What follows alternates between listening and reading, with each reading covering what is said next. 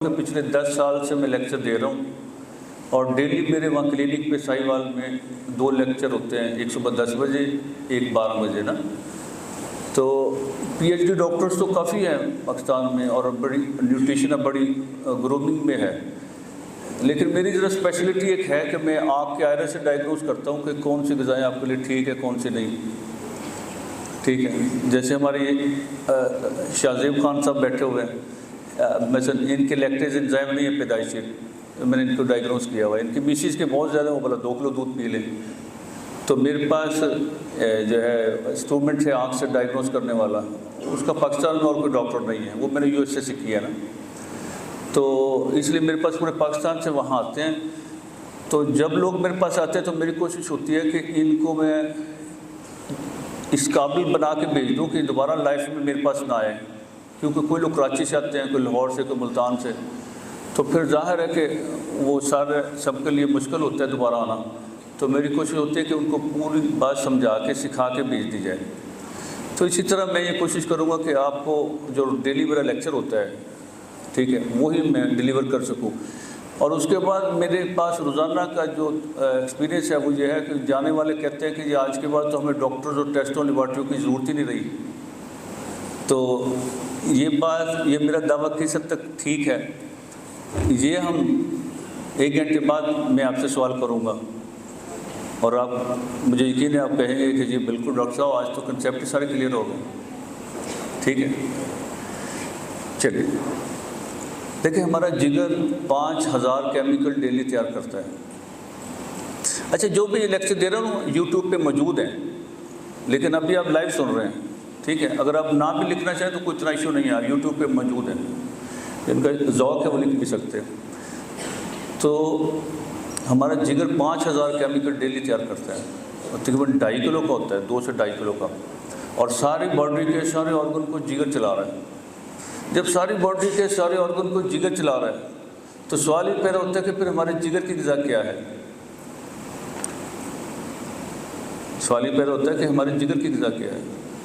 देखिए ना, कभी हमने कानों के लिए ग़िज़ा नहीं खाई, बालों के लिए नहीं खाई, ठीक है, और हाथों के लिए नहीं खाई, नाखून के लिए नहीं खाई। तो इनको कौन ग़िज़ा दे रहा है आज तक?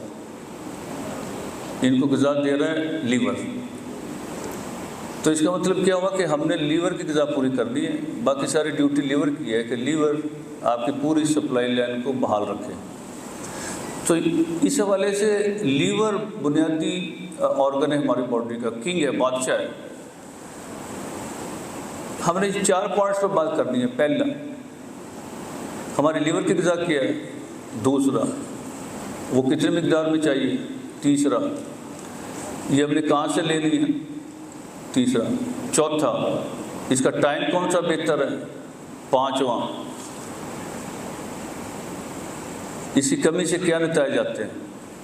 इन 5 पॉइंट्स पे हमने बात करनी है और इंशाल्लाह सारे कंसेप्ट आपके क्लियर हो जाएंगे। ठीक हो गया? आवाज़ ठीक है, कोई प्रॉब्लम तो नहीं है, ज़्यादा ही कम तो नहीं है, सबको आ रही है आवाज़। माइक को ऊपर कर लो, अच्छा करीब कर लो, ये अच्छा हो गया, ये ले, ठीक हो गया, अब ठीक है। चलिए, तो हमारे लीवर को 50 ग्राम प्रोटीन चाहिए डेली। बच्चा, बूढ़ा, जवान, मर्द, कम से कम 50 ग्राम प्रोटीन चाहिए। तो ये प्रोटीन कहाँ से लेनी है हमने। अच्छा, जो अगर कोई 100 साल का आदमी है तो उसे 100 ग्राम चाहिए, अगर 100 केजी वेट है। अगर 80 केजी वेट है तो फिर 80 ग्राम चाहिए। तो कम से कम कितनी प्रोटीन चाहिए। 50 ग्राम। ये लेनी कहाँ से है, इसके 8 मेजर सोर्स मैं आपको बता देता हूँ। पहला, 1 पाव बकरा, बड़ा, बत्तख, खरगोश में 50 ग्राम प्रोटीन है। बाद लोग बकरा अफोर्ड नहीं करते तो बत्तख, खरगोश 1000 रुपये का जोड़ा मिल जाता है, ठीक है ना। दूसरा, 1 पाव मछली में 50 ग्राम प्रोटीन है। वैसे आपस की बात थी, जो बकरा, बड़ा, बत्तख, खरगोश जो है ना, शाहजेब खान साहब के लिए नुकसानदेह है। अभी हम इस बहस में नहीं जाएंगे कि वो मैं आँख से डायग्नोज करता हूँ, और जो है गुलाम महमूद डोगर साहब के लिए और शाहजेब खान साहब के लिए नुकसानदेह है। और वो राजा रिफत साहब और वो जो आपके अहमद मुबारक साहब होते थे कमांडेंट, उनके लिए गोश्त अच्छा है। खैर इस बहस में अभी हम नहीं जाएंगे कि किसके लिए ठीक है, लेकिन आपको ये पता होना चाहिए गोश्त सबके लिए नहीं ठीक है ना। दूसरा मछली है, एक पाव मछली में 50 ग्राम प्रोटीन है। अच्छा, मछली सबके लिए ठीक है, ठीक है, फ्राई ना हो, शोरबे वाली, मसाले वाली, बारबेक्यू स्टीम हो जाए। तीसरा सोयाबीन, इसके आधे पाव में 50 ग्राम प्रोटीन है। ये जो सोयाबीन होती है पोल्ट्री फीड में इस्तेमाल होती है। आपने देखा मुर्गी 1 महीने में खा के मोटी ताज़ी हो जाती है, तो इसके एक पाव, इसके आधे पाव में 50 ग्राम प्रोटीन होती है। चौथा अंडा, एक अंडे में तकरीबन 10 ग्राम प्रोटीन होती है। अच्छा, मछली सबके लिए ठीक है और सोयाबीन भी सबके लिए ठीक है। और चौथा है अंडा, एक अंडे में तकरीबन 10 ग्राम प्रोटीन होती है। तो कितने अंडे खाने पड़ेंगे? एक खीरा खा के और एक अंडा खा लें तो अंडा गर्मी नहीं करेगा ना, नहीं करेगा ना। या अपने वज़न के साथ 1-0 मिला के फ्रूट सब्जी खा लें फिर भी अंडा गर्मी नहीं करेगा। और वज़न के साथ 1-0 मिलाने से मुराद क्या है? बस जिसका वज़न 100 किलो है तो उसे 1-0 और मिलाना है 1000 ग्राम फ्रूट हो गया। और जिसका 80 किलो वज़न है 1-0 और मिला लें 800 ग्राम फ्रूट हो गया। जिसका 60 किलो वज़न है 1-0 और मिला लें 600 ग्राम फ्रूट हो गया। क्लियर? तो अपने वज़न के साथ 1-0 मिला के फ्रूट सब्जी अगर खाएंगे तो बकरा, बत्तख, खरगोश, मछली, अंडे गर्मी नहीं करेंगे ना। क्या ख्याल है? छठा सोर्स है मूंग, 5वां सोर्स है बादाम। 200 ग्राम बादाम में 50 ग्राम प्रोटीन है। इसका मतलब ये हुआ कि आदमी ट्रैवलिंग पे है, हज पे है, उम्रे पे है, जॉब वाला आदमी जो घर में जॉब पे है, स्टूडेंट है, तो ज़्यादा कुकिंग नहीं कर सकता, तो उसके लिए क्या बेहतर है कि 200 ग्राम बादाम खा लें। 50 ग्राम सुबह, 50 दोपहर, 50 शाम, 50 रात। अच्छा, ये भी हो सकता है 3 अंडे खा लें और 100 ग्राम बादाम खा लें, ये भी हो सकता है ना। और छठा सोर्स है बादाम, सबके लिए ठीक है। और छठा सोर्स है मूंगफली। 200 ग्राम मूंगफली में 50 ग्राम प्रोटीन है। अच्छा, मूंगफली सबके लिए नहीं ठीक है। ये शाहजेब खान और डोगर साहब के लिए मूंगफली ठीक है, और अहमद मुबारक साहब और राजा रिफत साहब के लिए नहीं ठीक। ये 4 आदमी वो है जिनको आप जानते हैं, मैं उनका नाम ले रहा हूँ ताकि ज़रा आपके लिए थोड़ा समझना आसान हो जाए, ठीक है। तो मूंगफली सबके लिए नहीं ठीक, लेकिन जिनके लिए ठीक है 200 ग्राम मूंगफली में 50 ग्राम प्रोटीन है। 7वां सोर्स है दूध। 2 किलो दूध में 50 ग्राम प्रोटीन है। तो कितना आपको लेना पड़ेगा दूध? 2 किलो। आधा किलो सुबह, दोपहर, शाम, रात ले लें। 1 किलो दूध ले लें या 1 किलो दही ले लें, तो इसमें 50 ग्राम प्रोटीन मिल गई। हमारे लीवर की डिमांड पूरी हो रही है ना।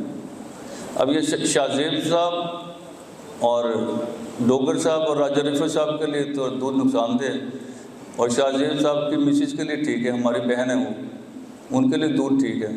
तो वो खैर मैं आँख से डायग्नोस कर लेता हूँ कि जिसके दूध डाइजेस्ट करने वाले एंजाइम हैं या नहीं है, लेकिन आपको एक सैंपल के तौर पे थोड़ा सा इशारा दे रहा हूँ। तो दूध सबके लिए नहीं ठीक होता, जिनके लिए ठीक होता है। अब भी हम उन चीज़ों पर रहेंगे जो सबके लिए ठीक है। तो ये भी हो सकता है 1 किलो दूध ले लें, 3 अंडे खा लें। ये भी हो सकता है 1 किलो दूध ले लिया 3 और 1 किलो दूध और 1 किलो दही ले लें। अब अगर किसी आदमी का मैदा ठीक नहीं है, लूज मोशन है, डायरिया है, तो फिर दूध और दही से इंटेस्टाइन को, मैदे को सुकून मिल जाता है, तो अद्वियात बंद हो जाएंगी अल्सर की, मैदे की, ठीक है ना। ये काम लीवर करता है, ग्रीन टी करती है, या टोटके शोटके करते हैं, ये कान करते हैं, या दांत करते हैं। तो जिसका काम उसी को साझे। हम दे लीवर को प्रोटीन, लीवर खुद ही कैल्शियम विटामिन डी लीवर खुद ही फालतू फैट डिजॉल्व करने वाली केमिकल बनाए। क्या ख्याल है?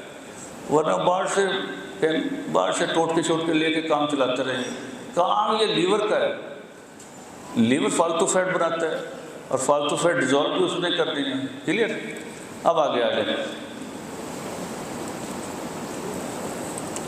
जैसे लीवर को प्रोटीन मिलनी शुरू होगी तो दिल के शरियाने बंद करने वाले केमिकल बनने बंद हो गए और दिल के शरियाने खोलने वाले केमिकल बनने शुरू हो गए। तो ब्लड प्रेशर भी गया, स्टंटिंग, ओपन हार्ट सर्जरी की जरूरत भी खत्म हो गई। वरना ब्लड प्रेशर की गोली सुबह शाम खानी पड़ेगी दिल के शरियाने खोलने के लिए। अब आपकी मर्जी है, आपने दिल के शरियाने सुबह शाम खोलनी है या आपने लीवर एक्टिव करें ताकि लीवर वो केमिकल बनाए, दिल की शिरानी खोलने वाले केमिकल। अच्छा, जिनको ब्लड प्रेशर नहीं होता उनके दिल की शिरानी कौन खोलता है? लीवर, ठीक है। तो जो ब्लड प्रेशर की गोली पे आ गए हैं उसकी वजह दूर नहीं करना चाहते, सारी जिंदगी ब्लड प्रेशर की गोली खाना चाहते हैं। तो दिल की शिरानी कौन खोलता है? लीवर। तो सारे केमिकल लीवर तो बना रहा है। समझे लीवर को प्रोटीन, लीवर खुद ही जो है वो दिल की शिरानी खोलेगा। अब आगे आ जाए, जैसे लीवर को चार्ज करो प्रोटीन मिलनी शुरू होगी तो सिक्योरिटी सिस्टम अलर्ट हो जाएगा। मुख्तलिफ जो वायरस ग्रोथ कर रहे हैं, लीवर ज़ाहिर आपकी सिक्योरिटी सिस्टम अलर्ट कर देगा।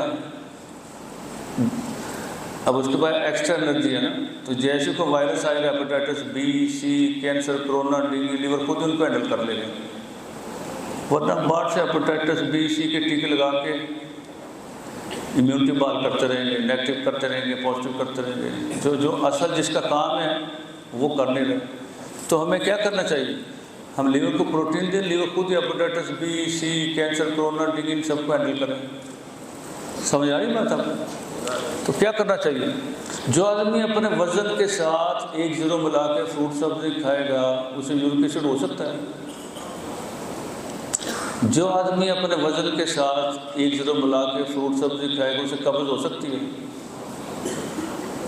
बताएं, कब्ज भी चली गई और यूरिक एसिड भी चला गया।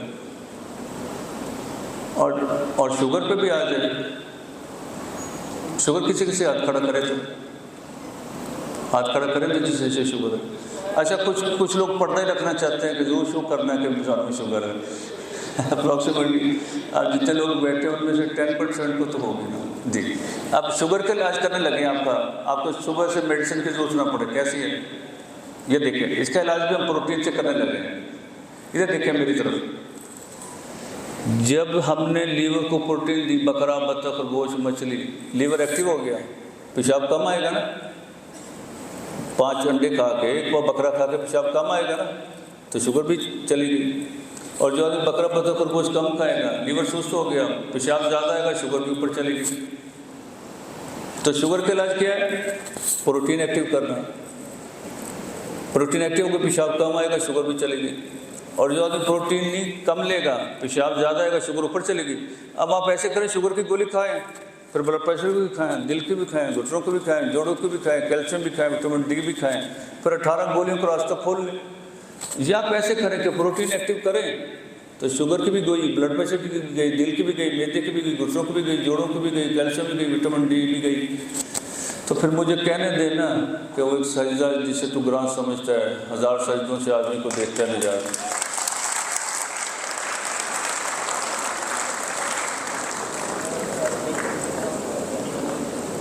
लीवर के होते किसी फिजिशियन की जरूरत नहीं, अल्लाह ने खुद का फील बना के भेजा हमें। इसे सिर्फ एक्टिव करने का फार्मूला समझने की जरूरत है। आपने देखा, ये मैंने प्रोटीन का पेशकश उठाया है और हर बीमारी को यही लगाया और यही आपको सिखा रहा हूँ कि हर बीमारी में आपने लीवर एक्टिव करना है। 5000 केमिकल लीवर तैयार कर रहा है। लीवर की ड्यूटी है लीवर सारी चीज़ों को मैनेज करे। तो अगर आपने लीवर एक्टिव करना ना सीखा तो फिर सारी ज़िंदगी दवाइयों का रास्ता खुल जाएगा, मसला नहीं हल होगा। क्योंकि बाहर आपका इलाज तो नहीं हो रहा, बाहर तो गदक और एक बराबर तोला जा रहा है। ये सोशल मीडिया का ज़माना है, आपको अपना मेडिकल क्लेम अब खुद लेना पड़ेगा। अगर आपने अपना मेडिकल क्लेम ना लिया तो बाहर आपका इलाज नहीं हो रहा। बाहर तो अद्वियात की बैसाखी लगा देंगे आपको, एक लगाएंगे ब्लड प्रेशर की, दिल की, घुटनों की, जोड़ों की, कमर दर्द की, vitamin D, calcium, vitamin D, ताकत की। तो फिर ये बैसाखी लगती चली जाएंगी। अगर आप बैसाखियों से निकलना चाहते हैं तो लीवर एक्टिव कर लें। प्रिंस जानवर का कोई फिजिशियन नहीं होता। ये क्या करते हैं, 3-4 दिन भूखे रहते हैं, लीवर फ्रेश होता है, खुद का फील बनाया है। हम अशरफुल मखलूक़ात हैं, हमारे लिए साल में 1 महीने के रोजे अल्लाह ने रखे हैं। 16-17 घंटे भूखे रहते हैं, लीवर फ्रेश होता है। 16-17 घंटे भूखे रहते हैं, लीवर फ्रेश, तो पूरे साल की सफाई होगी। तो लीवर के होते किसी फिजिशियन या डॉक्टर की जरूरत तो नहीं है। ये फिजिशियन और डॉक्टर आया किधर से, सवाल ही पैदा होता है। हम मिसगाइड हुए और मिसट्रैक हुए, इसलिए हम जब भी कोई बीमारी होती है तो फ़ौरन डॉक्टर का रुख करते हैं, हम मेडिसिन का रुख करते हैं। और वो भी हमें को मेडिसिन लिख के गाड़ी चला देते हैं, लेकिन वजह तो दूर नहीं ना हुई। तो आपने वजह दूर करनी है या सारी ज़िंदगी बैसाखियों में चलना है, ये फैसला आप ही नहीं करना है, ठीक है। शुगर के कुछ लोग हैं, मैं शुगर की थोड़ी सी डिटेल दे देता हूँ, और जिसे शुगर नहीं है वो भी सुन ले। शुगर उसके दरवाजे पर भी दस्तक दे रही है, इसलिए सभी समझ लें शुगर क्या है। याद रखें शुगर दो तरह की होती है, टाइप 1 और टाइप 2। 1 बचपन से होती है, सारी ज़िंदगी रहती है, इसका कोई इलाज नहीं है। जब बच्चा खाना खाएगा इंसुलिन लगाएगा, 6 साल, 10 साल, 12 साल, 16 साल। याद रखें 16-17 साल के बाद किसी को शुगर नहीं हो सकती। उसके बाद जब होती है डायबिटिक टाइप 2 होती है, और 2 का मतलब है 2 नंबर शुगर। 2 का मतलब है लाइफस्टाइल डिजीज़ है, बीमारी नहीं है। आपकी मर्जी, आप लाइफस्टाइल बदल लें, मतलब प्रोटीन बढ़ा लें, या आपकी मर्जी है सारी जिंदगी दवाइयाँ खाएं। इसकी मिसाल देता हूँ, दलील देता हूँ। हमारे गिरद नवाब में बेशुमार लोग मौजूद ऐसे हैं जिन्हें 8-10 साल से शुगर है। जब हम उनसे पूछते हैं ना आप शुगर के लिए क्या खाते हैं, वो कहते हैं जी हम सैर करते हैं, वॉक करते हैं, परहेज करते हैं, कोई दवाई नहीं खाते, है ना ऐसे लोग। इसका मतलब अगर ये बीमारी होती तो वो भी दवाई खाते हैं। इसका मतलब ये हुआ कि उन्होंने तो शुगर को गिरा देना सीख लिया, और आपको शुगर को गिरा देना नहीं आया, तो आपको भी शुगर को गिरा देना सिखा देते हैं। ये सिखा तो रहे हैं, प्रोटीन एक्टिव करके आपको शुगर को मैनेज करना है लाइफ में, ज़िंदगी में। और याद रखें शुगर का स्टैंडर्ड WHO का 200 है। कितना है? 200। और ड्रग माफिया ने रखा हुआ 140, क्योंकि पाकिस्तान में जो सबसे सस्ती गोली मेटफॉर्मिन है उसकी माहाना सेल 2 अरब रुपए है। इसको 4 अरब करना चाहते हैं, कैसे करेंगे? शुगर के स्टैंडर्ड को 140 को 120 लेके आ रहे हैं, तो 4 अरब की सेल हो जाए, फिर मैं और आप सब दवाई खाएंगे। और याद रखें कई बड़ी लेबॉर्ट्रीज शुगर के स्टैंडर्ड को ले भी आई हैं 70-100। वो कहते हैं 110 पे तो बॉर्डर लाइन आपने दवाई खानी है, वो 110 पे दवाई खिलाना चाहते हैं। इसका मतलब ये हुआ कि आप सबको दवाई खानी पड़ेगी। जो भी शुगर चेक करवाएगा उसके जैसे दरवाज़ा शुगर का खोलेगा उसे दवाई तैयार है उसकी। आप इसलिए गौर से समझ लें, जिस दिन आपने शुगर चेक करवाई आपको शुगर की गोली खिलाना चाहते हैं वो, इसलिए शुगर को गौर से समझ लें। याद रखें 1970 से पहले WHO का स्टैंडर्ड भी शुगर का 250 था, और ड्रग माफिया के शोर करने पर 1970 में WHO 250 से 200 ले आए। तो लगा चलो आज तक उनका 200 ही है, लेकिन ड्रग माफिया ने क्या किया, हर 10 साल बाद 200 को 180 ले गए, फिर 10 साल बाद 180 से 160, फिर 10 साल बाद 160 से 140, फिर 10 साल बाद 140 से 120, और आजकल 110 चल रहा है। तो 60 साल में 200 से पेश कसते कसते कसते कसते 110 पे ले गए। मतलब कोई नहीं बचना, सारे फड़े जाने, सब फड़े जाने, बचना कोई भी नहीं। जो भी दरवाज़ा खोलेगा वो पकड़ा जाएगा, समझा नहीं? तो आप इसलिए शुगर को आज ही समझ लें। 16-17 साल के बाद किसी को शुगर नहीं हो सकती। उसके बाद डॉक्टर लिख देते हैं टाइप 2, बस 2 नंबर है, लाइफस्टाइल डिजीज़ है। मतलब आप प्रोटीन एक्टिव करके मैनेज करें, वरना दवाई खाएं सारी जिंदगी। फिर एक दवाई 4 और गोली को रास्ता खोलेगी ना, फिर एक गोली खाने की वजह से जिस्म की कमजोरी नहीं जाएगी ना, फिर शुगर की गोली खाने की वजह से बार बार मीठे की जेब में मीठा रखना पड़ेगा, शुगर बार बार लो होगी ना। फिर आपको पता है शुगर की गोली क्या करती है? शुगर की गोली लबलबे को निचोड़ती है। इधर मेरी तरफ देखे ज़रा प्लीज़। शुगर की गोली लबलबे को निचोड़ती है और इंसुलिन निकालो, लबलबे को निचोड़ती है और इंसुलिन निकालो, लबलबे को निचोड़ती है और इंसुलिन निकालो। 3-4 साल बाद लबलबा होता है फंडर, वो चले जाता है शुगर की गोली से इंसुलिन पे, और इंसुलिन से गुर्दे फेल, डायलिसिस, किडनी फेलियर, और रसोलियाँ, गिल्टियाँ, कैंसर। इसलिए कि जब आप शुगर की गोली खा रहे थे तो मुँह से खाते थे, जिगर से गुजर के जाती थी खून में। अब आप इंसुलिन लगा रहे हैं तो आपने क्या किया, जिगर को बाईपास करके डायरेक्ट खून में लगाइए। अब आप जाने और आपको डॉक्टर जाने, आपने लीवर को बाईपास कर दिया है। अब अगर कोई प्रॉब्लम आई तो लीवर से हैंडल नहीं कर सकेगा, कि कर सकेगा? आपने तो उसे बाईपास कर दिया। जो बादशाह था, किंग था आपकी बॉडी का, जो 5000 केमिकल मैनेज कर रहा है, पूरी बॉडी को चला रहा है, आपने उसे बाईपास कर चुके हैं। ऐसे ही है, अब कोई प्रॉब्लम आएगी तो आप जाने। आप बताओ 3 नुकसान शुगर की गोली खाने के बचाओ 110 पे। चौथा नुकसान, चाय भी फीकी पीते हैं आप, मीठे फल भी नहीं खा रहे कि शुगर ना बढ़ जाए, तो ज़िंदगी फीकी होगी, नहीं, ज़िंदगी फीकी हुई है। कभी चीनी, चाय में चीनी बंद करके किसी की शुगर की दवाइयाँ बंद हुई है? और शुगर तो हमारा ब्रेन टॉनिक है, चीनी के एक चम्मच पीते ही हम एक्टिव हो जाते हैं दिमागी तौर पे। हाँ, जो बंदा अफोर्ड करता है वो चलो मीठे फल खाए, लेकिन गरीब आदमी, मजदूर आदमी, उसके लिए तो चीनी सोना है। अगर वो सुबह 11 बजे, शाम को 4 बजे एक कप चाय पीता है, उसमें 2 चीनी की चम्मच डालता है, तो 10-5 मिनट में खून में ग्लूकोज एंटर होकर उसका ब्रेन एक्टिव कर देती है। तो हमारे ब्रेन की ग़िज़ा तो ग्लूकोज है, तो उसे ग्लूकोज मिल गई, अगर उसे नहीं मिलेगी तो बेहोश होकर गिर जाएगा बेचारा, सडन डेथ हो सकती है, फालिज का अटैक हो सकता है, डिप्रेशन अटैक हो सकता है। तो अमीर आदमी तो चलो फल खा लेगा मीठे, तो गरीब आदमी के लिए चीनी सोना है कि नहीं? आपने सुना है ना कि चीनी भी जहर है और नमक भी जहर है, लेकिन किसके लिए? सवाल ये पैदा होता है, जो रेडी पे बैठा मजदूर आदमी मजदूरी कर रहा है, उसे 4 बजे और सुबह 11 बजे चीनी का एक कप चीनी वाला चाहिए, उसी से तो उसका ब्रेन एक्टिव होगा। तो जो अमीर आदमी है वो मीठे फल खा ले, ग्लूकोज तो चाहिए ब्रेन को, हमारे ब्रेन की ग़िज़ा तो ग्लूकोज है। और नमक जहर है, किसके लिए? जो मजदूरी कर रहा है, जो रेडी लगाया हुआ है, जिसका पसीना आ रहा है, उसके लिए तो सोना है ना नमक, वो लस्सी पीता है नमक डाल के। और जो अमीर आदमी जो एसी में सोया है, एसी में आया है दफ्तर, एसी की गाड़ी में आया है, उसका पसीने का एक कतरा भी नहीं आया, उसे नमक की क्या ज़रूरत है? ये तो कॉमन समझ की बात है। लेकिन आपका नमक जहर है, ये तो कोई बात नहीं, चीनी जहर है, ये तो कोई बात नहीं, किसके लिए जहर है? सवाल ही पैदा होता है, इसको समझे ना। आप ड्यूटीज़ पे होते हैं, अपनी एमरजेंसी ड्यूटीज़ में होती हैं, आप कहेंगे चीनी तो नुकसानदेह है, पसीना आ रहा है, नमक तो नुकसानदेह है, नमक नहीं मैंने पीना, ना चीनी पीनी, तो फिर और इश्यूज आ जाएंगे, सिवियर इशू आ सकता है, ब्रेन अटैक हो सकता है, ब्रेन स्ट्रोक हो सकता है? तो इसलिए इन बातों को समझें, किसके लिए चीनी ठीक है, किसके लिए नहीं ठीक। चीज़ हर एक चीज़ जहर नहीं होती, किसके लिए जहर है ये इशू एक अलग है। जब हम खाना खाते हैं उसके बाद हमें फ़ौरन चाय की तलब होती है, स्वीट डिश की तलब होती है ना, क्यों होती है भला? क्योंकि हमारी ब्रेन कहता है भाई साहब ने खाना खा लिया, मैंने तो दो, मुझे तो दे। तो हम कहते हैं जनाब आपको चावल की प्लेट खिलाई तो है और रोटी खिलाई तो है, इससे ग्लूकोज मिल तो जाएगी आपको।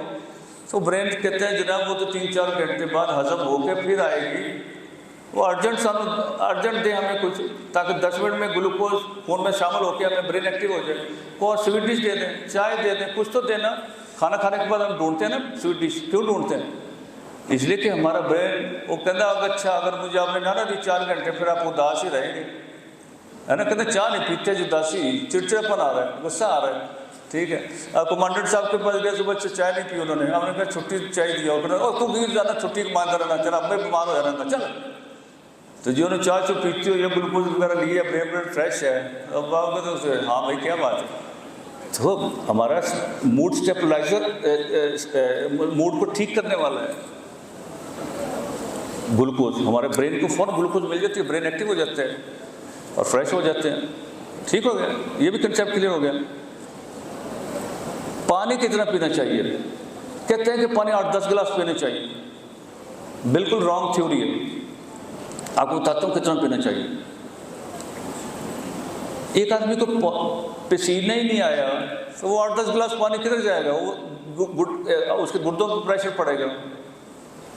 भाई पानी उस वक्त पीना चाहिए जब पीला पेशाब ज़्यादा आए। जब हल्का पीला है तो पानी नहीं पीना। जब सफ़ेद पेशाब आ रहा हो तो पानी बिल्कुल नहीं पीना, सारा दिन नहीं पानी पीना। सफ़ेद पेशाब आने का मतलब है आप हाइड्रेशन का शिकार हैं, पानी तो पहले ज़्यादा है। जब पीला पेशाब हो तो इसका मतलब है अब आपको पानी पीना चाहिए, ठीक है। और हर आदमी की रिक्वायरमेंट है। एक आदमी फील्ड में है उसे पानी ज़्यादा चाहिए, एक ऑफिस में बैठा वो भी 8 गिलास पी रहा है, और जो फील्ड में हो सकता है उसे 16 गिलास पीने पड़े। ये कौन से तय कर दिया? पानी का कंसेप्ट क्लियर हो गया आपका? अब आगे आएगा। हाँ, मैं वो जरा शुगर की बात कर रहा था। तो 110 तो ह्यूमन बॉडी के मुताबिक समझ में नहीं आती। WHO की जो स्टैंडर्ड शुगर का 200 समझ में आती है ना। दवाई ना मीठा बंद ना कुछ बंद, और आदमी फ्रेश है 200 तक, मेडिसिन की ज़रूरत नहीं है।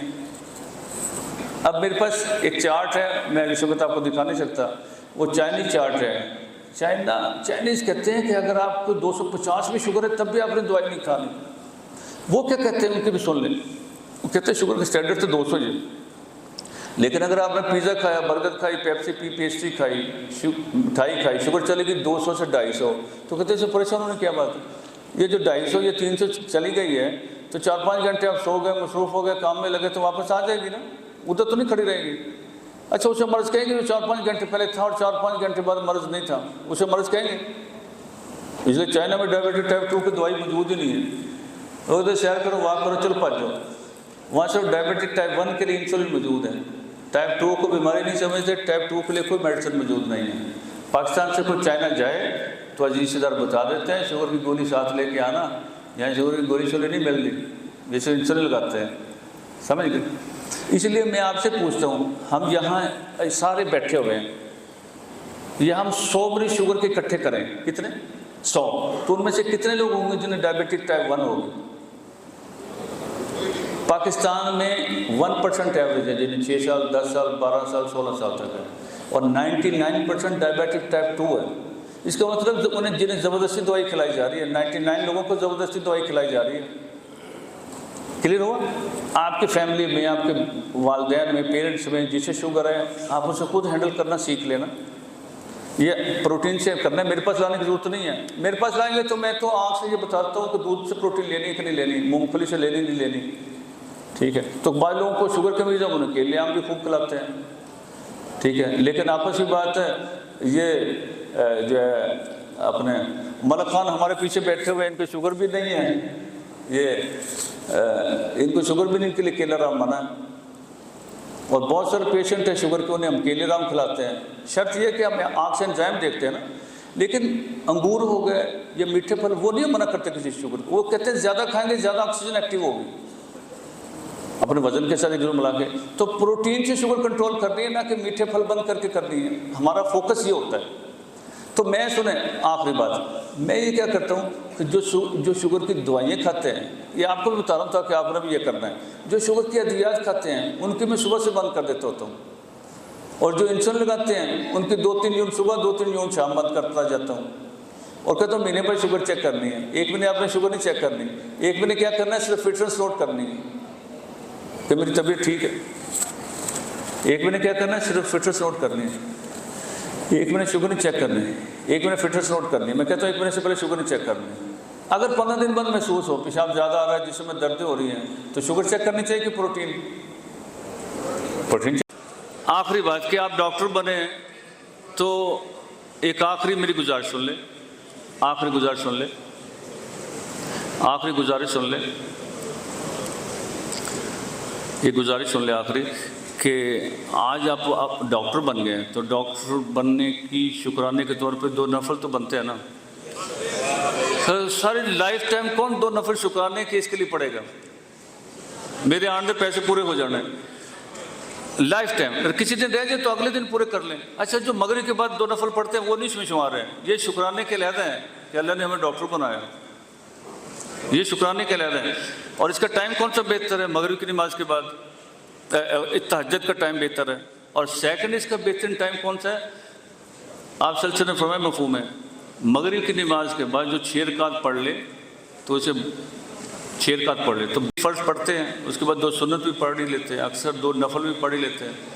अगर उसके बाद सिर्फ और 2 नफल पढ़ लें तो अवाबीन का सवाब मिल जाए, 12 साल की बात का सवाब। जब कल को नामे मल सामने आए तो पता चले कि 12 साल की इबादत के ना पांड पर भर के लेके आ रहे हैं फरिश्ते, वो किधर से आ गए। तो नामे मल जब तोला जाएगा तो झुक जाएगा, पता नहीं चलेगा, झुके हुए दाएं हाथ में टिकट दे दिया जाएगा। तो मगरिब की नमाज के बाद जो भी, तो कौन इसकी कोशिश करेगा? सब ने मेरे ख्याल हाथ खड़े किए हैं, सब कोशिश करेंगे शुक्राने के तौर पे। अल्लाह पाक ये शुक्राने पे नेमत बढ़ाते हैं। जब आप 2 नफल शुक्राने के सजदे पढ़ते रहेंगे इसके लिए, तो अल्लाह पाक आपके कंसेप्ट को बढ़ाएगा, आपके विजन को बढ़ाएगा, आपके अमल को बढ़ाएगा, आपसे फैज़ जारी करेगा। और प्रोटीन की बात जो मैंने की है ना, इसमें हज़रत अली रज़ी अल्लाह ताला अन्हु का कौल में आपको बता दूँ, वो आपके लिए मशअल राह रहेगा। आपने फरमाया कि जो आदमी गोश्त खाने से आदमी खुश अखलाक हो जाता है, अगर 21 दिन गोश्त ना खाए तो बद अखलाक हो जाए। तो प्रोटीन की तरफ इशारा आ गया, बद अखलाक हो जाए। जब आदमी 20-25 दिन गोश्त नहीं खाएगा तो लीवर हैप्पी न्यूरॉन बनाता है ना, हमारे हैप्पी न्यूरॉन कम बनेंगे, चिड़चिड़ापन, गुस्सा ज़्यादा आएगा। ठीक है, तो हज़रत अली रज़ियल्लाहु तआला का भी इसमें सिग्नल आ गया कि प्रोटीन, जो आदमी गोश्त खाने से आदमी खुश अखलाक हो जाता है, अगर 21 दिन गोश्त ना खाए तो बद अखलाक हो जाए। क्लियर?